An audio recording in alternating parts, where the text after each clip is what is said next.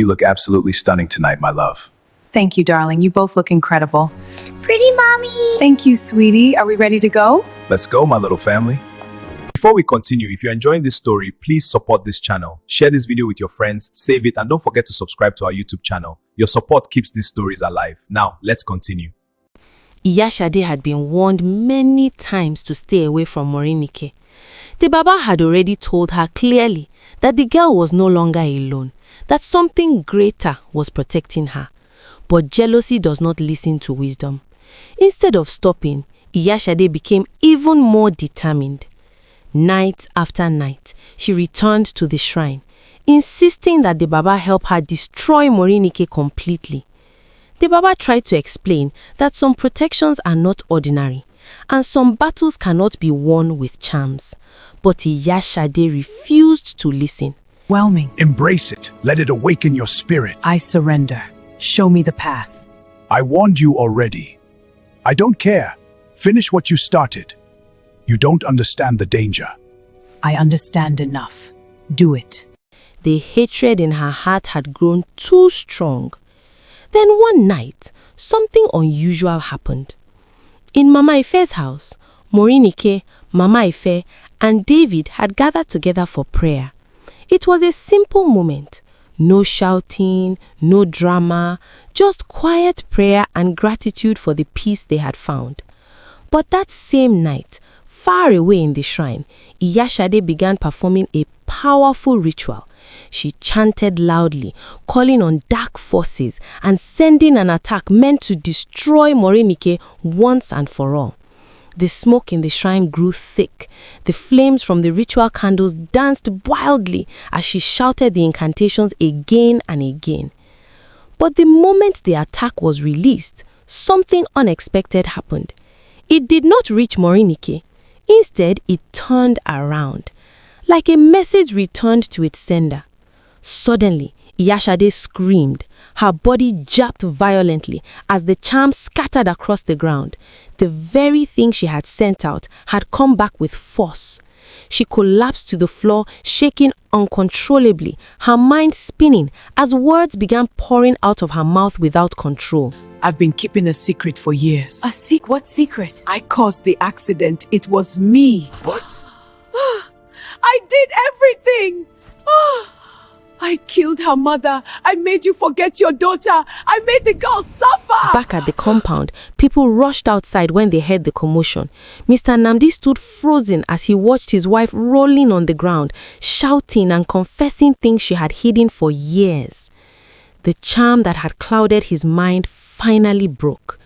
His memory returned all at once, and the truth came with it. Iyashade confessed everything. She admitted how she had poisoned Morinike's mother years ago. She admitted how she used charms to make Mr. Namdi forget about his own daughter. She admitted how she manipulated situations to make Morinike appear like a thief again and again. Each word struck Mr. Namdi like thunder. For years, he had doubted his own child.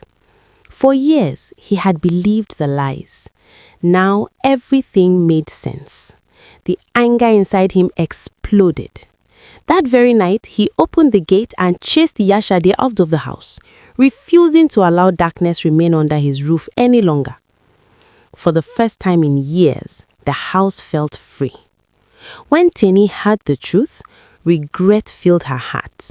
With 3 children beside her and a life she never imagined for herself, she finally understood how wrong everything had been. While all of this was happening back home, Morinike's life had already begun to change. She had completed her studies and grown into a confident young woman. David had also become successful, rising to a powerful position in a major company. But he never forgot the girl who had quietly changed his life. He sponsored her education abroad so she could continue her studies and build the future she deserved. Slowly, without pressure, love began to grow between them. Eventually, Morinike's family found Mama Ife and learned where she had been.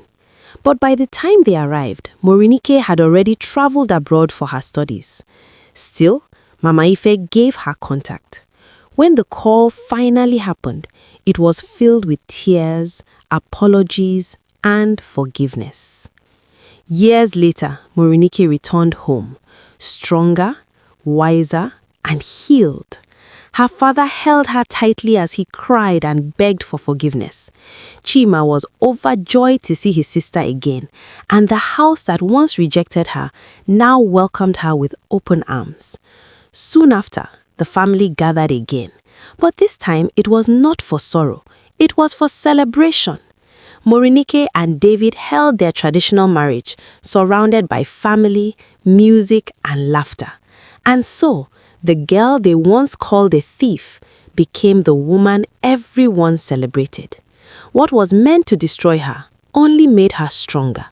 What was meant to silence her only prepared her for a greater future. I love you, my beautiful wife. And I love you, my handsome husband. Sometimes the people who hurt us the most are the same people who will one day regret it the most. But Morinike chose something greater than revenge. She chose forgiveness. And in doing so, she finally found peace. If this story touched your heart, please help us share it with others. Save this video, share it with your friends, and don't forget to subscribe to our YouTube channel so you don't miss the next story. Until the next story, thank you for watching. You look absolutely stunning tonight, my love. Thank you, darling. You both look incredible. Pretty mommy. Thank you, sweetie. Are we ready to go? Let's go, my little family.